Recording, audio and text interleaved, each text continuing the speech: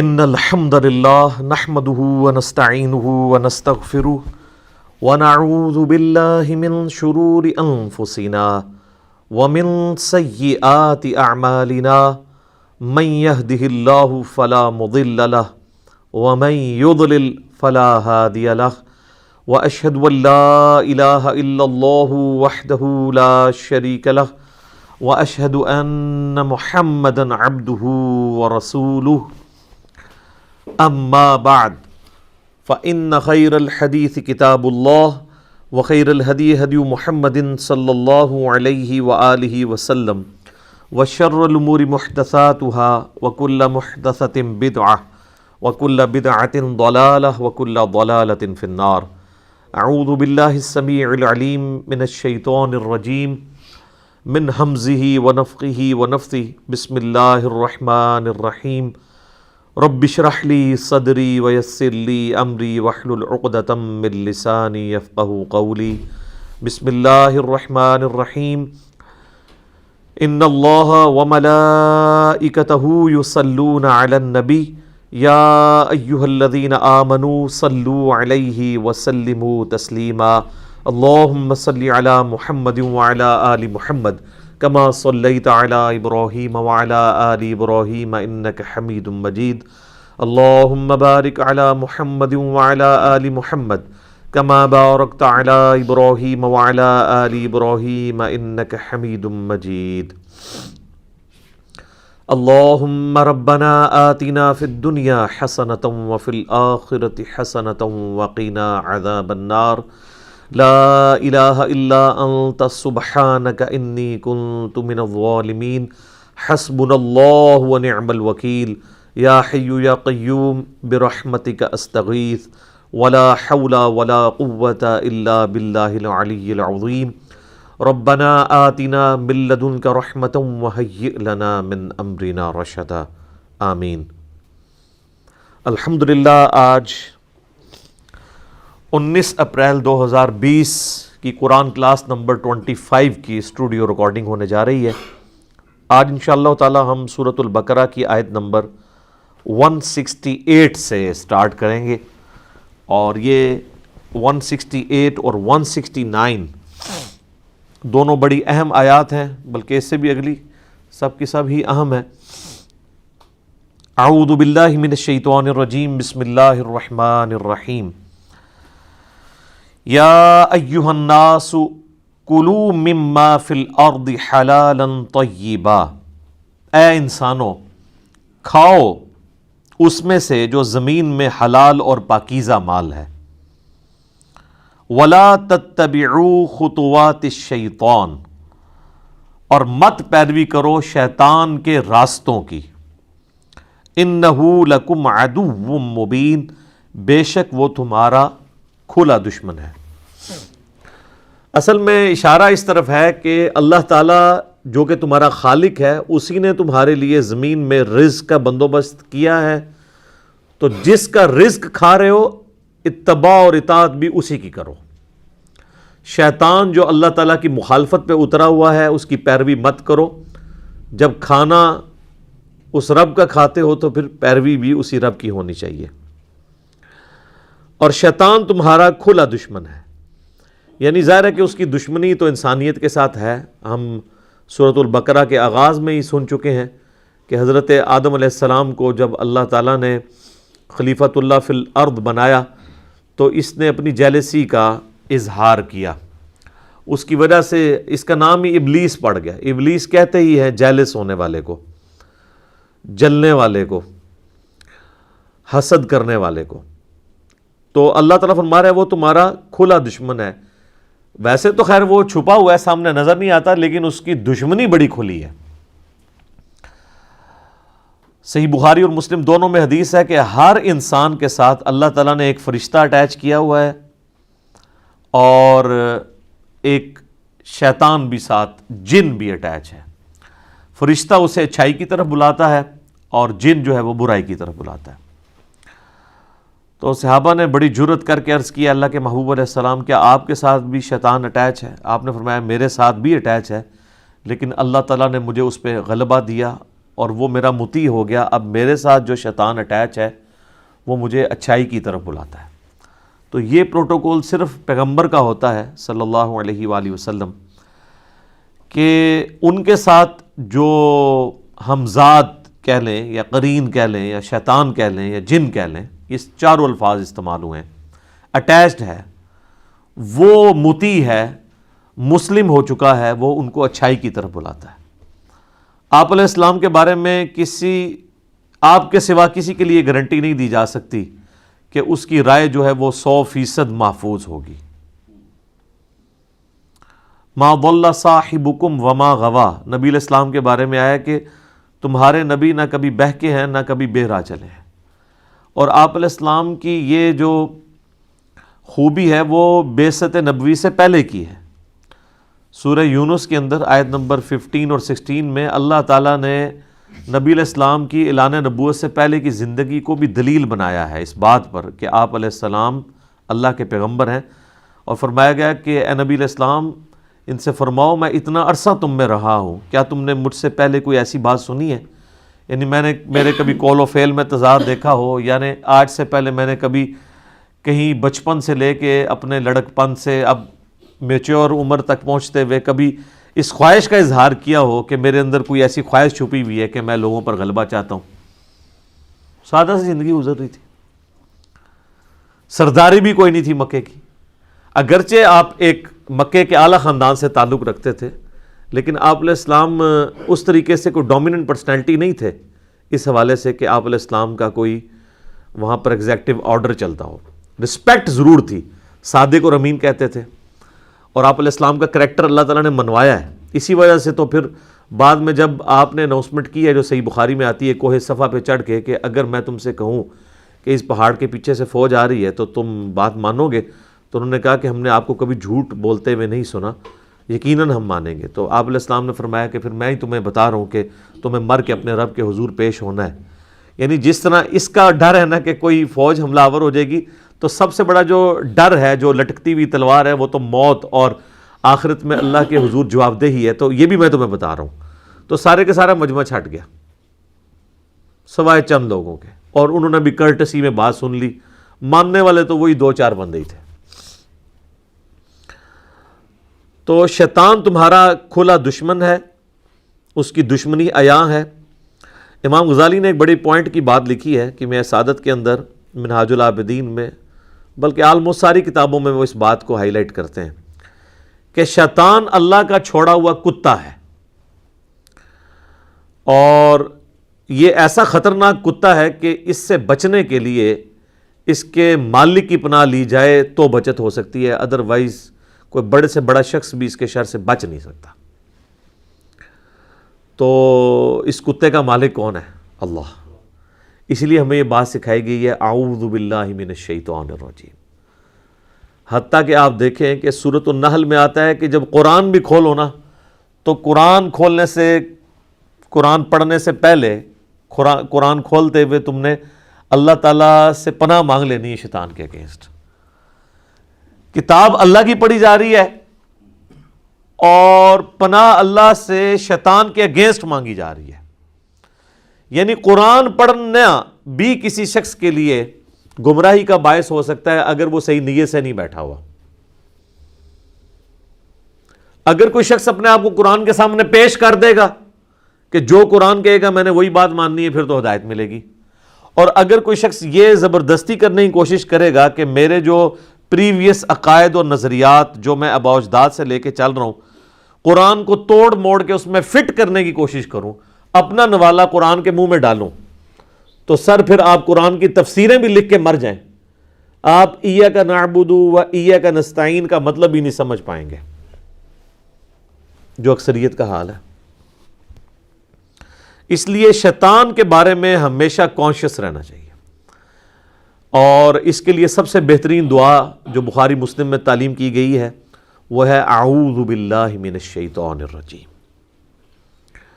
ابو داؤد میں یہ بھی الفاظ ہیں سورۃ الفاتحہ سے پہلے نماز میں پڑھنے کے لیے، اعوذ باللہ السمیع العلیم من الشیطان الرجیم من ہمزہ ونفخہ ونفثہ۔ یعنی اس کی جتنی بھی چالیں ہیں، وہ جو پھونک مارتا ہے، وہ جو وسوسہ دلاتا ہے، ہر چیز کے اگینسٹ اللہ کی پناہ طلب کی جائے۔ اور یہ شیطان اتنا خطرناک ہے کہ سورۃ المومنون میں نبی علیہ السلام کو حکم ہوا ہے، اے نبی آپ بھی اللہ سے پناہ مانگا کریں شیطان کے اگینسٹ۔ یہاں لوگ کہتے ہیں نہیں ہمارے بزرگ پہنچے ہوئے ہیں جناب، وہ تو جس کو چاہے قید کر سکتے ہیں۔ اللہ کے نبی علیہ السلام کو حکم ہے کہ اے نبی آپ بھی اللہ کے حضور پناہ مانگا کریں شیطان کے اگینسٹ، اور اس چیز کی بھی پناہ مانگیں کہ شیطان آپ کے قریب بھی آئے، صرف اس کے وسوسوں سے نہیں، آپ کا قرب بھی نہ وہ حاصل کر سکے۔ یہ اتنا کریٹیکل ایشو ہے۔ تو ایک تو یہ دعا ہوگی اعوذ باللہ من الشیطان الرجیم، ایک اور دعا ہے لا حول ولا قوت الا باللہ، یہ بھی بخاری مسلم دونوں میں ہے۔ صحابہ اکرام کہہ رہے ہیں ہم ایک سفر پہ روانہ تھے، یہ ہم نے بلو والے کارڈ کے اوپر یہ وظیفہ بھی ڈالا ہے، ان احادیث کے نمبر بھی بخاری مسلم کے حوالے سے لکھے ہوئے ہیں۔ تو ہم میں سے کوئی شخص اپنی سواری پہ سبحان اللہ بلند آواز سے کہہ رہا تھا، کوئی اللہ اکبر کہہ رہا تھا، کوئی لا الہ الا اللہ کہہ رہا تھا۔ اب دیکھیں یہ ان سے بڑے کو وظائف ہیں، میرا یوٹیوب کے اوپر کلپ ہے کہ سب سے بہترین وظیفہ وہ ہیں یہ الفاظ سبحان اللہ الحمدللہ اللہ اکبر اور لا الہ الا اللہ، یعنی اللہ کی تسبیح، اس کی تحمید اور اس کی تحلیل کہتے ہیں لا الہ الا اللہ کو، اور اس کی تکبیر یعنی اللہ اکبر۔ تو صحابہ کرام اپنی اپنی وظائف کر رہے ہیں اور بلند آواز سے، تو نبی علیہ السلام نے ان کو روک دیا۔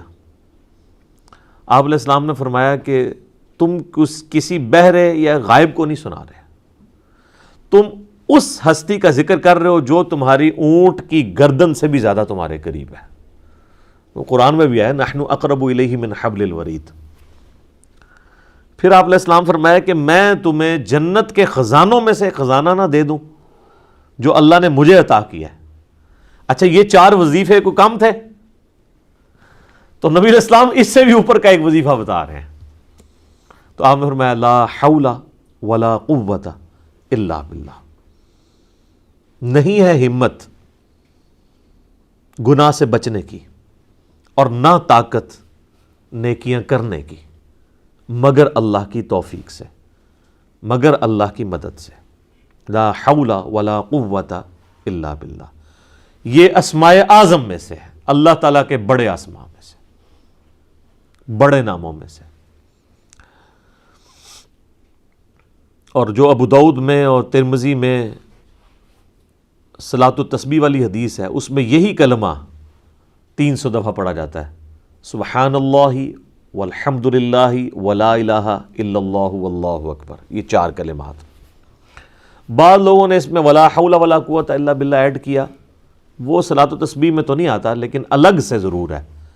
صحیح بخاری میں ہے کہ نبی علیہ السلام جب بھی رات کو آپ کی آنکھ کھلتی تھی تو آپ پڑھتے تھے لا الہ الا اللہ وحدہ لا شریک لہ لہ الملک ولہ الحمد وہو علی کل شیء قدیر سبحان اللہ والحمد للہ ولا الہ الا اللہ واللہ اکبر ولا حول ولا قوت الا باللہ۔ اور ابن ماجہ میں آتا ہے الا باللہ العلی العظیم، جو میرا ایک کلپ بھی ہے 6 کلموں کا ثبوت، ان میں سے 4 ثابت ہیں، باقی 2 علماء کے بنائے ہیں، تو 4 کلموں کا ثبوت ہے۔ تو یہ تیسرا کلمہ جسے ہم کہتے ہیں یہ بھی ثابت ہے۔ تو وہاں پہ بھی لا حول ولا قوت الا باللہ آتا ہے۔ تو یہ صبح و شام کے وظائف میں بھی اسے کرتے رہنا چاہیے، اور اس نیت کے ساتھ کہ آپ اللہ تعالیٰ کی پناہ حاصل کر رہے ہیں شیطان کے اگینسٹ۔ انما یأمرکم بالسوء والفحشاء، وہ تو تمہیں صرف برائیوں کا ہی حکم دیتا ہے جو شیطان ہے، اور بے حیائی کا۔ وَأَن تَقُولُوا عَلَى اللَّهِ مَا لَا تَعْلَمُونَ، اور یہ کہ تم اللہ سے متعلق وہ بات کرو جس کا تمہیں علم ہی نہیں ہے، یعنی اللہ پر جھوٹ باندھ دو۔ سر یہ ایک آیت پہ 1 گھنٹہ بولا جا سکتا ہے کہ شیطان کی 3 اللہ تعالیٰ نے چیزیں ہائی لائٹ کر دی ہیں جو کرتا ہے تمہارے ساتھ۔ نمبر 1، ہر برائی کا حکم دیتا ہے وہ، یعنی دنیا میں کوئی بھی برائی ہے نا اس کی طرف آپ کو مائل کرے گا۔ نمبر 2، بے حیائی کا حکم دے گا. تو مجھے بتائیں بے حیائی برائی نہیں ہے؟ تو اسے سنگل آؤٹ کیوں کیا اللہ تعالیٰ نے کہ سب سے جو ٹاپ آف دا لسٹ برائی ہے وہ بے حیائی ہے، اس لیے اسے الگ سے مینشن کیا. جیسے میں کہتا ہوں نا ایاک نعبد و ایاک نستعین، تو نستعین نعبد میں شامل ہے دعا کرنا، لیکن اسے الگ سے اس لیے کیا گیا کہ سب سے زیادہ شرک اسی میں گھستا ہے. عبادت تو سارے ہی اللہ کی کر رہے ہوتے ہیں، جب مدد مانگنے کی باری آتی ہے تو بابوں کو پکارنا شروع کر دیتے ہیں.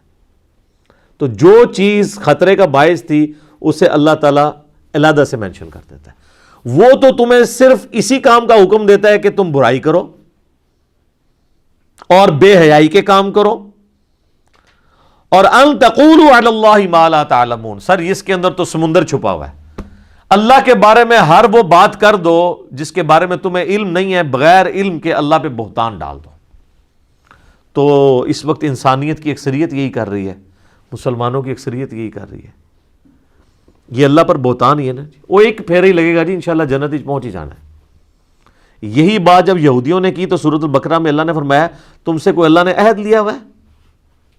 کس طرح تم اللہ کے بارے میں اتنا یہ دلیری کے ساتھ جملہ بول رہے ہو کہ اللہ تعالیٰ ہمیں صرف لوگوں کی آنکھوں میں دھول جھونکنے کے لیے ایک دوزخ کا پھیرا لگوائے گا پھر جنت میں لے ہی جائے گا. یہ اللہ کے اوپر بغیر علم کے بہتان باندھنا.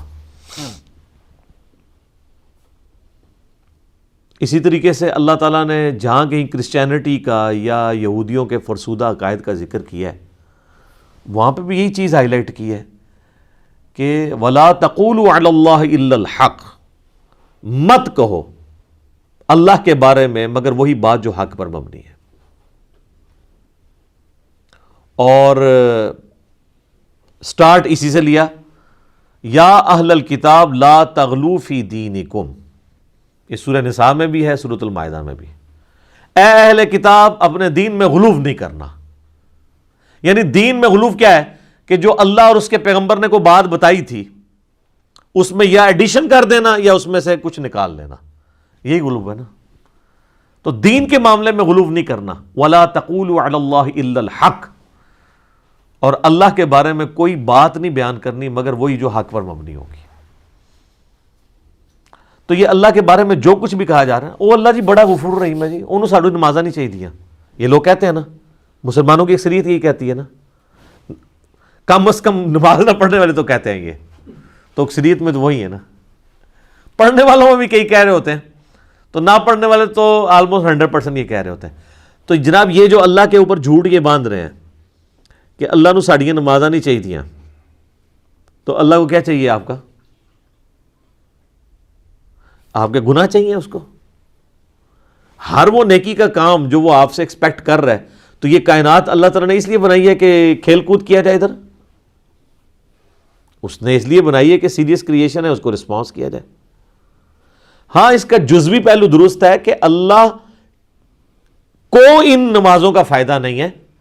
فائدے کے اعتبار سے یہ بات صحیح ہے، فائدہ ہمیں ہے. لیکن جو لوگ کہہ رہے ہوتے ہیں وہ اس سینس میں نہیں کہہ رہے ہوتے.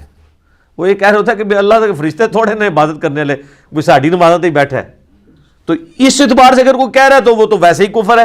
اللہ تو پھر فرشتوں میں بھی نہیں بیٹھا ہوا، اللہ کو تو پھر فرشتوں کی بھی نمازیں نہیں چاہیے. اگر یہی بات مان لی جائے تو اللہ کو اس کا مطلب فرشتوں کی نمازیں چاہیے، آپ کی نہیں چاہیے. تو یہ بات غلط ہے. فرشتے عبادت کریں یا ہم کریں یا جنات کریں، سب کے سب کا اپنا نفع ہے، اللہ کو کوئی فائدہ نہیں ہے اس کا. لیکن ہمیں تو چاہیے، اللہ کو اپنے بندوں سے نافرمانیاں تو نہیں چاہیے. اچھا اس میں ایک بڑی زبردست آیت ہے. میں کہتا ہوں جب میں وہ آیت پڑھتا ہوں نا، ان کے پورے کے پوری جو ڈاکٹرین ہے نا وہ تباہ ہو جاتی ہے، پلس مسئلہ تقدیر بھی اس میں ریزالوڈ ہے.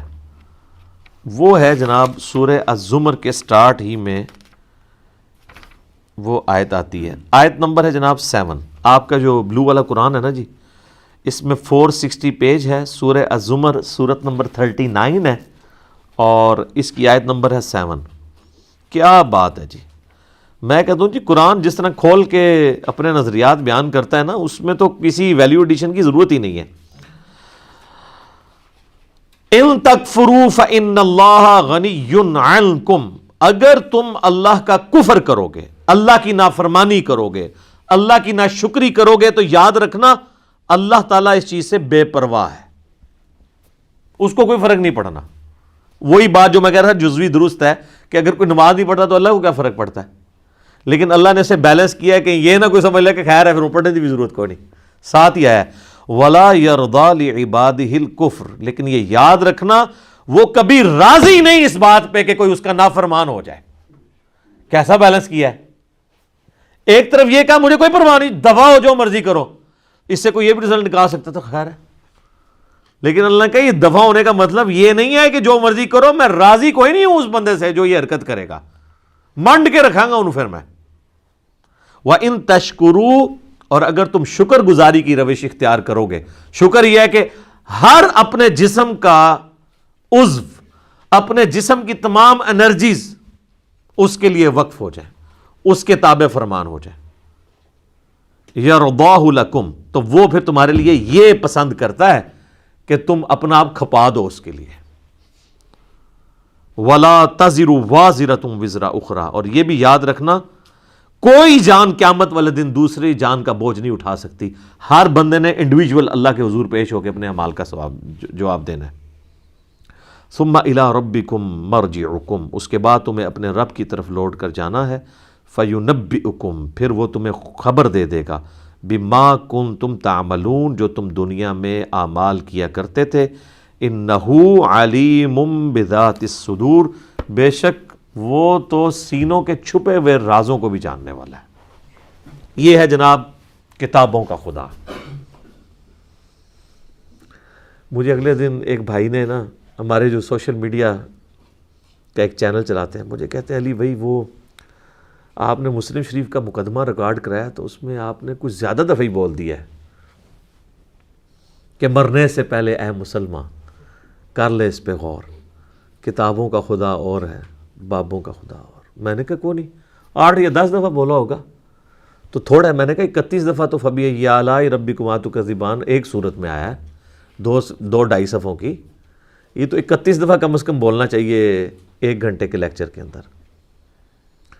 تو اللہ تعالیٰ تو ایک دفعہ بھی کہہ لے کافی ہے، اس نے 31 دفعہ آپ کے دماغ میں ٹھوک کے یہ بات ڈالی ہے کہ اے جنوں انس کے گروہ، تم میری کس کس نعمت سے، میری کس کس قدرت کی نشانی سے روگردانی کر سکتے ہو۔ تو سر مجھے بھی کم از کم ایک لیکچر میں 31 دفعہ یہ ریپیٹ کرنا چاہیے، کیا کہ مرنے سے پہلے اے مسلمان کر لے اس پہ غور، کتابوں کا خدا اور ہے، بابوں کا خدا اور۔ اچھا، یہ آیات کی فارم میں بھی چیزیں قرآن میں موجود ہیں، یہ والا شعر، لیکن قرآن کی آپ جو بھی آیت پڑھیں گے نا، اس کے اینڈ پہ جیسے وہ دائرہ ڈالا ہوتا ہے نا، تو ہر قرآن کی آیت کا اگر مورل لیسن نکلتا ہے تو یہی نکلتا ہے، یار یہ قرآن کیا کہہ رہا ہے۔ یہی ہوتا ہے نا جو بندہ پہلی دفعہ قرآن پڑھتا ہے کہتے ہیں یار یہ تو کچھ اور ہی ہے۔ تو یہ جو لوگوں کی حیرانگی ہے اس کو ہم نے ایک شعر کی فارم میں عرض کر دیا ہے کہ کتابوں کا خدا اور ہے، بابوں کا خدا اور۔ یہ کتابوں کے خدا کا تعارف ہے۔ وَإِذَا قِيلَ لَهُمُ اتَّبِعُوا مَا أَنزَلَ اللَّهُ، اور جب ان سے کہا جاتا ہے کہ پیروی کرو اس کی جو نازل کیا ہے اللہ نے، تو اللہ نے کیا نازل کیا ہے؟ کوئی بابا نازل کر دیا کیا؟ قرآن۔ تو وہی بات آ گئی کہ کتابوں کی پیروی کرنی ہے۔ اچھا، رہا نبی علیہ السلام کا سٹیٹس، تو نبی علیہ السلام ہمارے معلم ہیں، وہ اللہ کے ریپریزنٹیٹیو ہیں، وہ بابا نہیں ہیں۔ بابا وہ ہوتا ہے جسے بت بنایا جائے اور اس کی اللہ نے سند نہ نازل کی ہو، جو قرآن میں جگہ جگہ ہے نا کہ یہ چند نام ہے جو تم نے دے لیے، اللہ نے کوئی سند نہیں نازل کی ان کی۔ لیکن محمد رسول اللہ کی تو سند خود قرآن ہے، اور قرآن کی اتھینٹسٹی نبی علیہ السلام کی مبارک زندگی ہے۔ جو صحیح مسلم میں حدیث ہے، سید عائشہ سے پوچھا گیا نبی علیہ السلام کے اخلاق کے بارے میں، تو آپ نے فرمایا کہ قرآن نہیں پڑھتے۔ نبی علیہ السلام کا اخلاق یہی تھا۔ اخلاق کہتے ہیں یعنی کسی شخص کا کریکٹر، اس کو عربی میں خلق کہتے ہیں، اس کے اندر اس کے معاملات بھی آ جاتے ہیں، اس کا بول چال، آپ اس کو شمائل کہہ لیں، سب کچھ۔ تو انہوں نے کہا نبی علیہ السلام کا اگر کسی نے کردار دیکھنا ہے نا، یعنی قرآن مجسم کسی نے دیکھنا ہے، یعنی قرآن اگر کسی جسم کی شکل میں آتا نا، اللہ کو مقصود انسان اگر کسی جسم کی فارم میں آیا ہے نا، تو وہ نبی علیہ السلام کی مبارک ذات ہے۔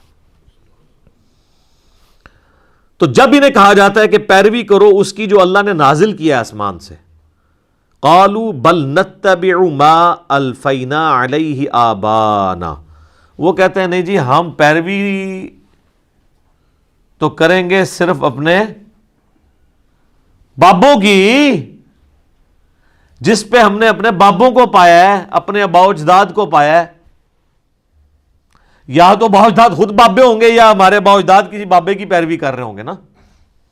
آبا باپ کے لفظ استعمال ہوتا ہے نا، فور فادرز، تو فور فادرز یا خود بابے ہوں گے یا وہ خود کسی بابے کی پیروی کر رہے ہوں گے۔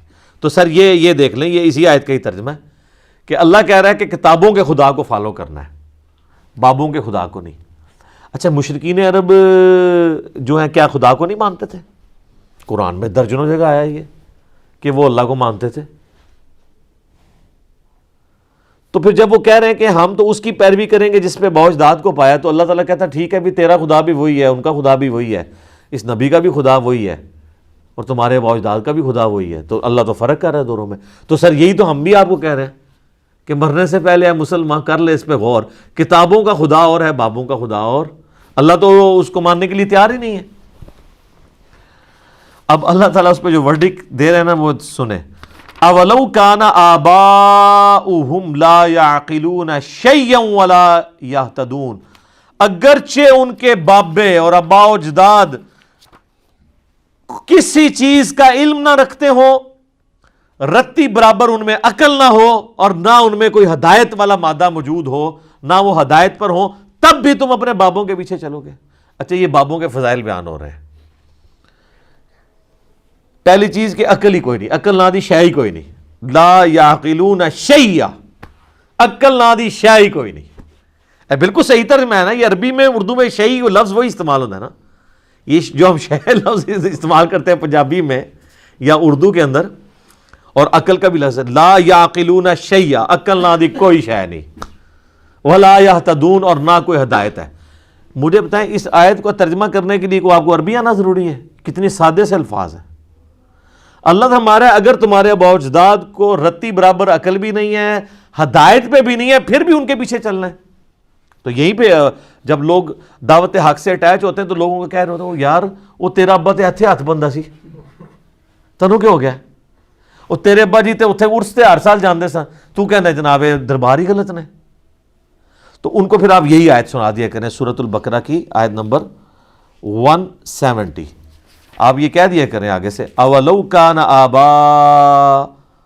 آباؤنا، اس کو ہے ہم کے سیگے میں بھی کر سکتے ہیں، اولو کان آبانا لا یعقلون شیئا ولا یہتدون، کیا اگر میرے آباء و اجداد کوئی رتی برابر نہ ان کو عقل تھی تو نہ ان کو ہدایت تھی تب بھی۔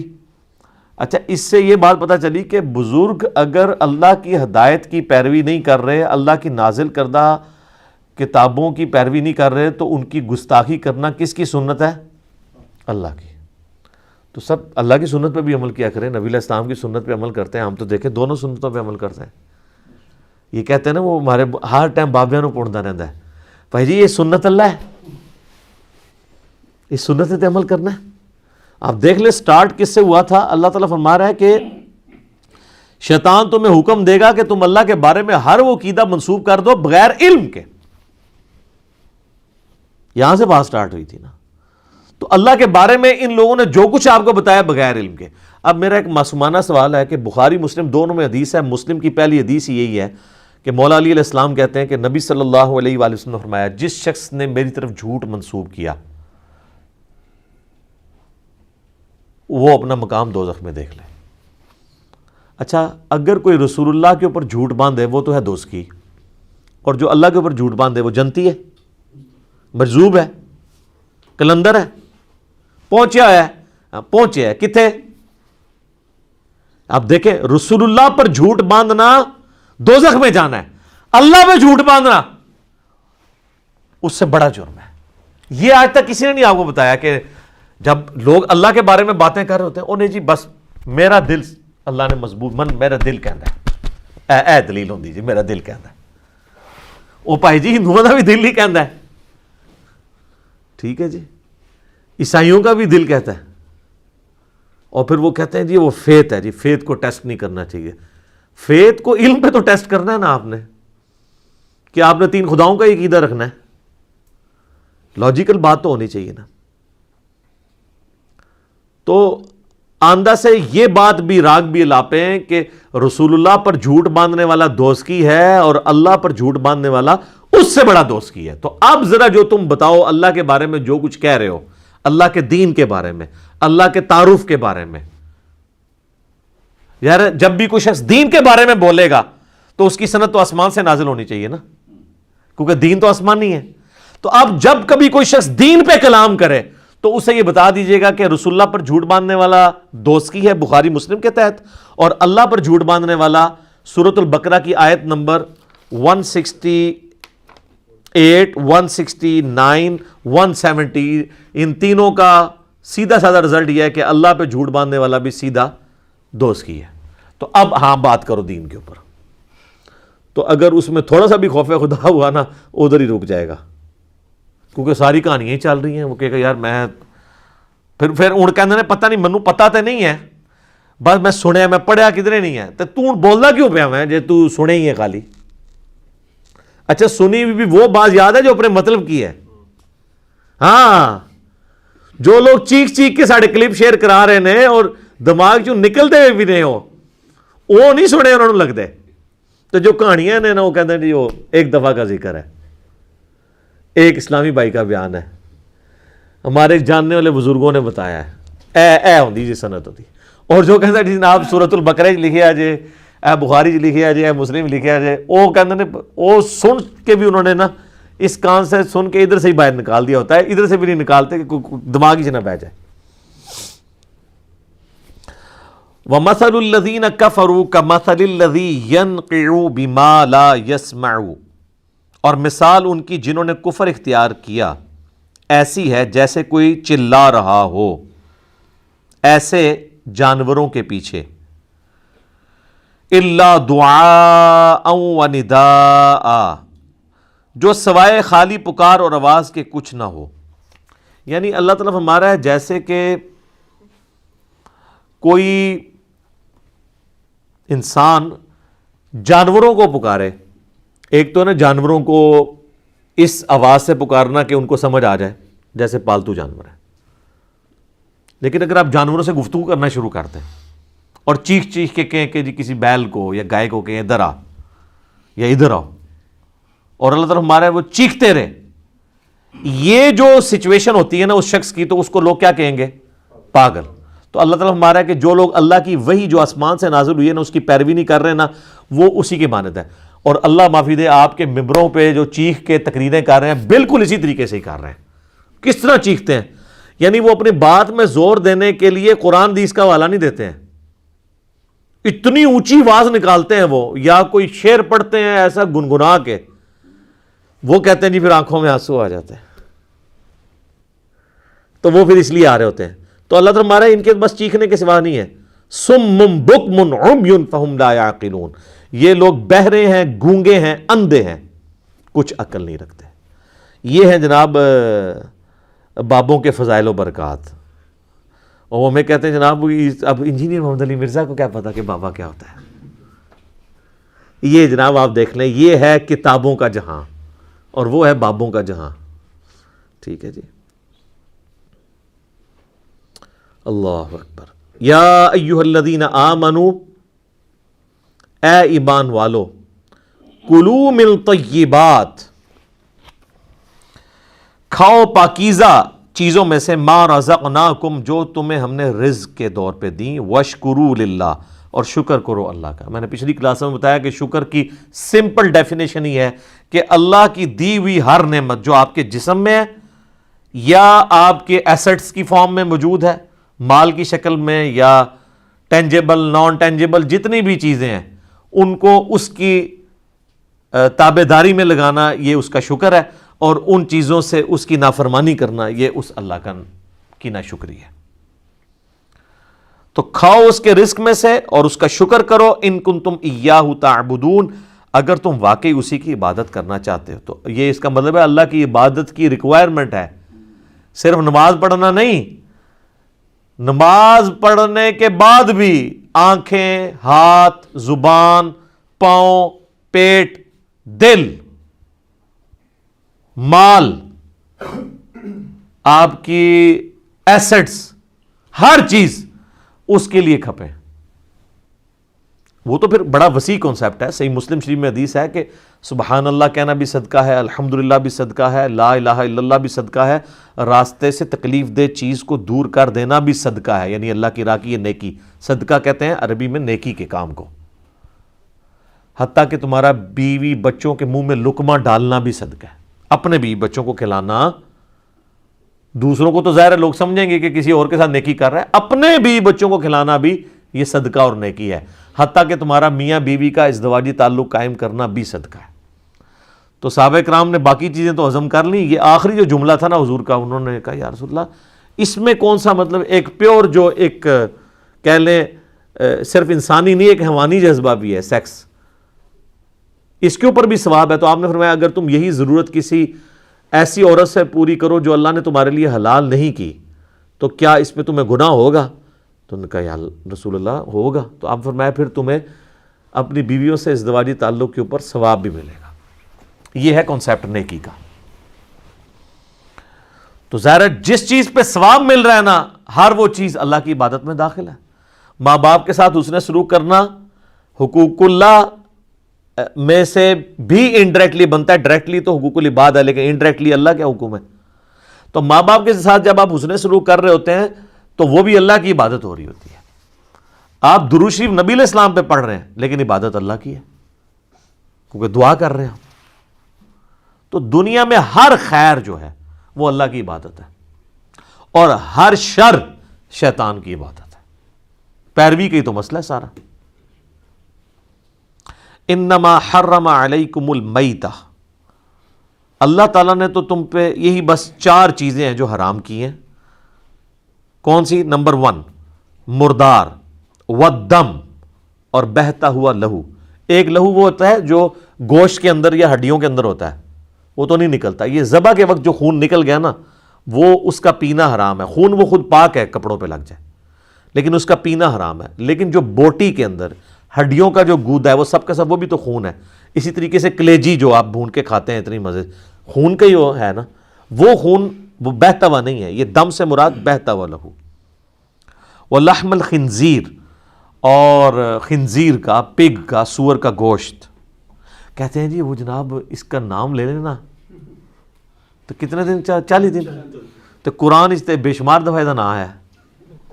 اس کا مطلب ہے کہ قرآن میں اگر یہ آیت کوئی پڑھے گا تو نعوذ باللہ اس کی زبان ہی پلید ہو جائے گی. سر قرآن میں جب آپ خنزیر کا نام لے رہے ہیں نا, تو خا کے اوپر بھی 10 نیکیاں ہیں, نون کے اوپر بھی 10 نیکیاں ہیں, زا پہ بھی 10 نیکیاں ہیں, یا پہ بھی اور را پہ بھی 50 نیکیاں ہیں خنزیر لفظ بولنے کے اوپر. قرآن کے اندر جب آپ بول رہے ہیں, قرآن میں تو شیطان کا نام لینے سے بھی نیکیاں مل جاتی ہیں, لیکن چھڑا نہیں شیطان کا نام لیا جا رہا ہوتا. اعوذ باللہ من الشیطان الرجیم. یہاں پہ تو 3 چیزیں ہوں گی, مردار, بہتا ہوا لہو, خنزیر کا گوشت, وما اہل بہ لغیر اللہ, اور ہر وہ حلال چیز بھی جس کے ذبح کے وقت غیر اللہ کا نام لیا گیا ہو. ذبح کے وقت کسی اور ہستی کے لیے ذبح کیا جائے. ایک ویسے غیر اللہ کا نام تو بولا جاتا ہے چیزوں پہ.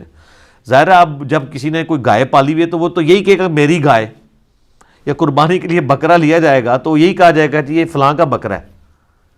تو وہ اس پہ جو غیر اللہ کا نام بولا جا رہا ہوتا ہے وہ اس کی ملکیت کے اعتبار سے بولا جا رہا ہوتا ہے. لیکن جب اس کو ذبح کیا کریں گے تو سر اس پہ پھر تو صحیح مسلم میں تکبیر ہے, بسم اللہ اللہ اکبر. صرف اللہ بھی کہہ کے ذبح ہو جائے گا, اللہ کا نام لینا ہے, لیکن کم از کم اتنی آواز ہے کہ اپنے کان سنیں. اگر دل میں پڑا نا تو وہ جانور حرام ہو جائے گا, یہ ذہن میں رکھیے گا. اور اس کی حکمت یہ ہے کہ آپ کسی بھی ذی روح کی جان نہیں لے سکتے سوائے اللہ کے نام کے, کیونکہ اس جان کا مالک کون ہے؟ اللہ. تو جناب آپ جب میدان جنگ میں کسی کافر کی جان لیتے ہیں نا تو کس کے حکم سے لے رہے ہوتے ہیں؟ اللہ سے. ویسے تو آپ کسی ایک کافر کو ماریں گے نا تو جناب صحیح بخاری میں حدیث ہے جس نے ایک ذمی کافر کو بھی قتل کیا نا وہ جنت کی خوشبو نہیں پائے گا، حتیٰ کہ جنت کی خوشبو 40 سال کی مسافت سے بھی آ رہی ہوگی. کافر کو مارنے سے بھی. یہ جان اتنی قیمتی چیز ہے، لیکن اللہ کے نام پہ جان لی جا سکتی ہے، جانور کی بھی انسان کی بھی. ہاں جب کوئی کیس جوڈیشری کا کیس ہے اس میں آپ نے پھر خود نہیں لینی ہوگی، پھر عدالت نے فیصلہ کرنا ہوگا. یہ نہیں ہے کہ کوئی شخص کہے کہ جی میں نے امت کے وسیع تر مفاد میں اس کو قتل کرنا ہے، یا میں نے جو ہے وہ اپنی جنت پکا کرنے کے لیے فلاں بندے کو قتل کرنا ہے، یہ گستاخ ہے. یہ نہیں، اس میں تو آپ اپنی جہنم ہی پکی کر رہے ہوں گے.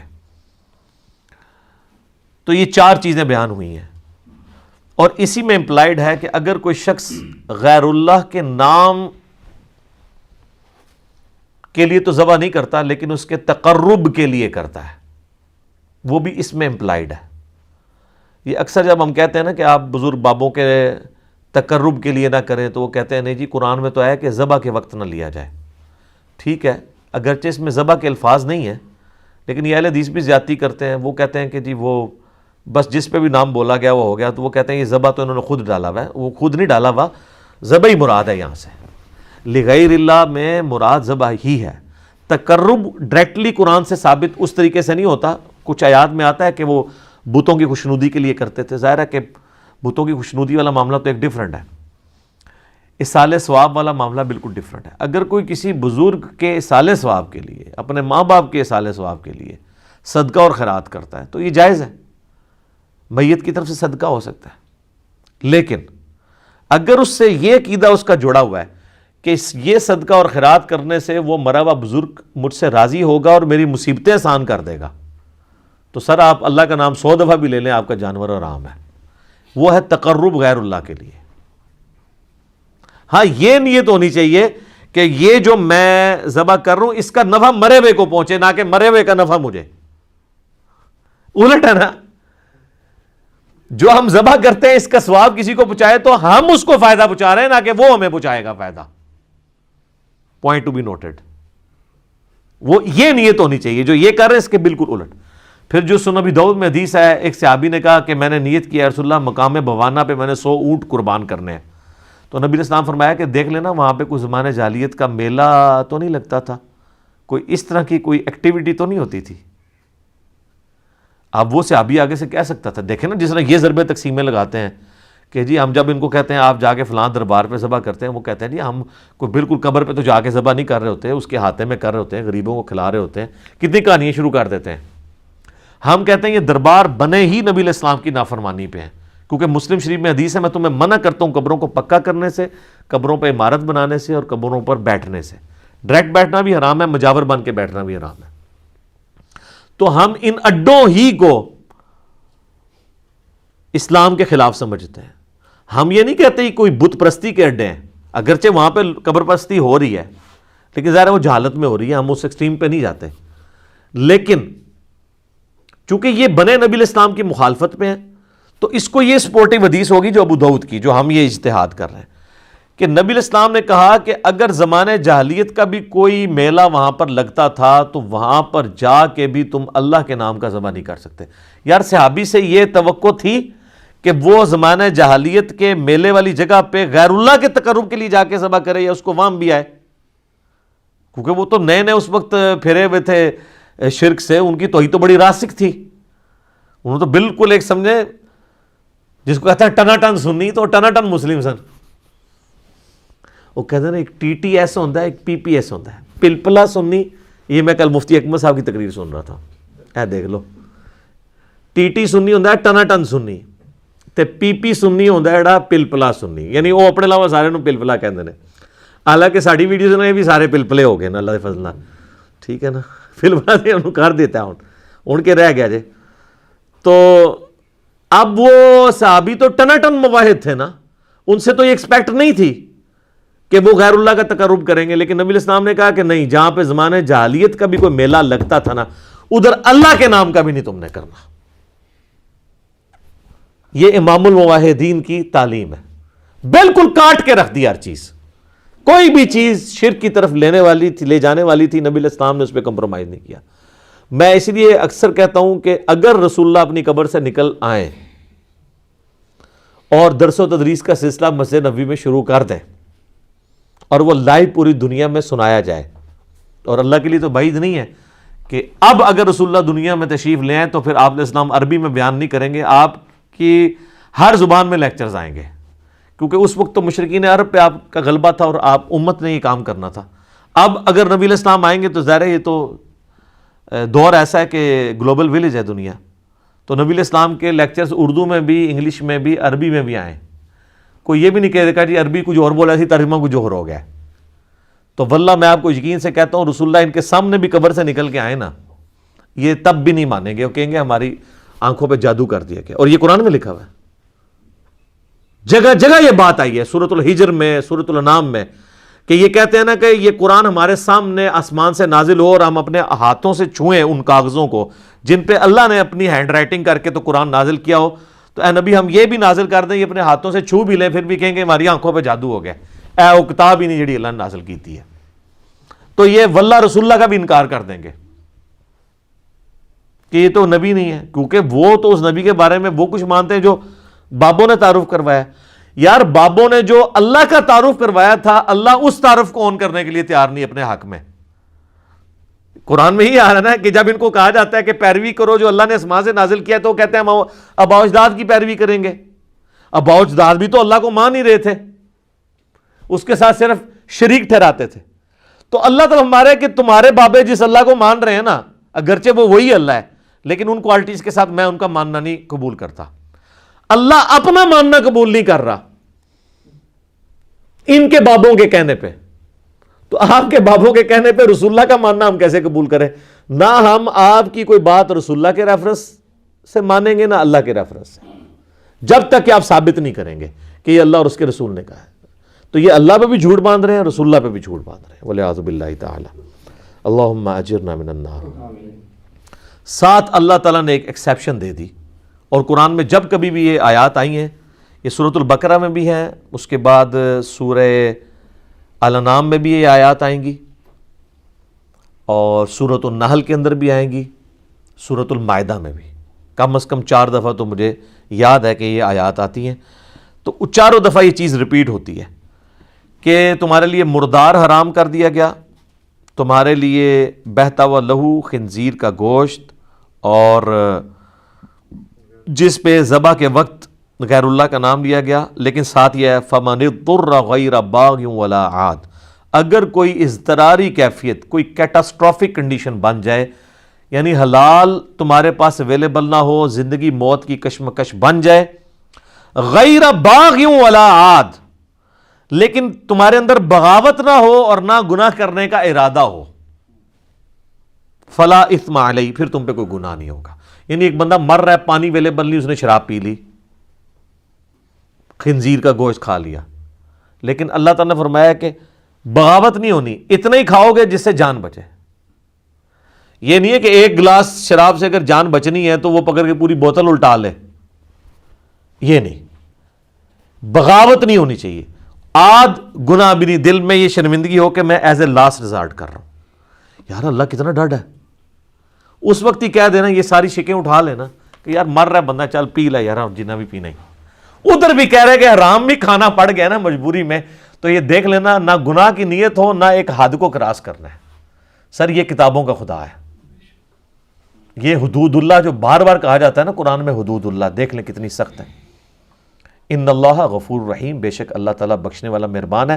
اگر یہ صورتحال ہوگی نا پھر اللہ تعالیٰ معاف کر دے گا، باغی نہ ہوئے اور نافرمانی کی نیت۔ تو یہی اب لوگ یہ سودی کام جو لوگ کر رہے ہیں، او جی ساڑھے کپڑے بھی سودی مشینہ دے بن رہے ہیں، یار یہ اس میں آتا ہے کہ نہ یہ ہماری بغاوت ہے اور نہ ہم اس کے اوپر کوئی اختیار رکھتے ہیں، اس کی بنیاد پہ آپ ڈائریکٹ بینک سے سود کھانا شروع کر دیں گے کہ جی پوری دنیا کا نظام سود پہ چل رہا ہے تو اس لیے کھاؤ پھر ڈائریکٹ۔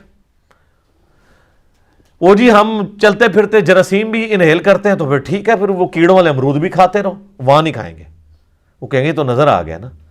تو یہ جو واضح سود نظر آ رہا ہے آپ کو، کبھی اس کے نام سروس چارجز رکھ دیتے ہیں، ٹھیک ہے, آج کل نواں نہ آ گیا سروس چارجز, منافع کی شرح, انٹرسٹ.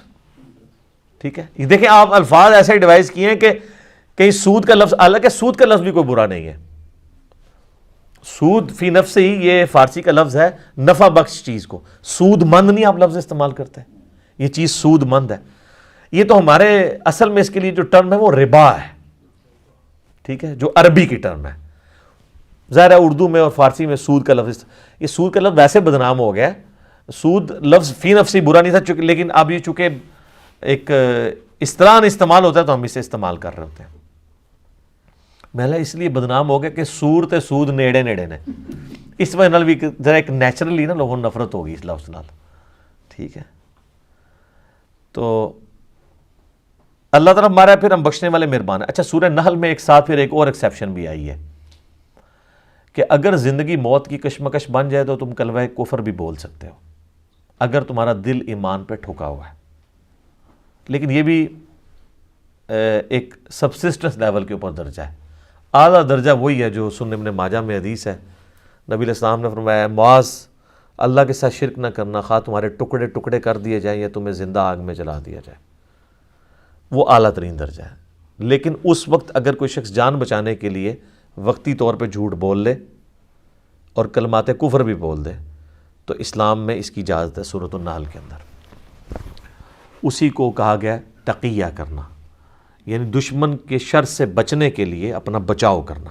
سورہ ال عمران میں بھی آیا کہ تم تقیہ کر سکتے ہو. ان الذین یکتمون ما انزل اللہ من الکتاب, وہ لوگ جو چھپا لیتے ہیں اس میں سے جو ہم نے کتاب میں نازل کیا. وَيَشْتَرُونَ بِهِ ثَمَنًا قَلِيلًا, اور اس کے بدلے دنیا کا حقیر معاوضہ قبول کر لیتے ہیں. یہ کون ہے؟ علماء. عوام نے کدھر کوئی آیات بیچنی ہے؟ عوام تو ردی بیچ سکتی ہے تول کے. تو قرآن تو یہ تو نہیں کہہ رہے کہ اللہ کی کتابوں کی ردی جو بیچتے ہیں فتوے دیتے ہیں, قرآن کی آیات کو بیچتے ہیں کہ قرآن نے یا تورات اور انجیل میں سابقہ امتوں کے لیے اللہ نے نازل تو کچھ اور کیا تھا, لیکن کوئی امیر آدمی دیکھا اس کے حساب سے اس کو فتویٰ دے دیا تو اور اس کے پیچھے پیسے لے لیے تو اللہ کی آیات بیچ دی ہے نا.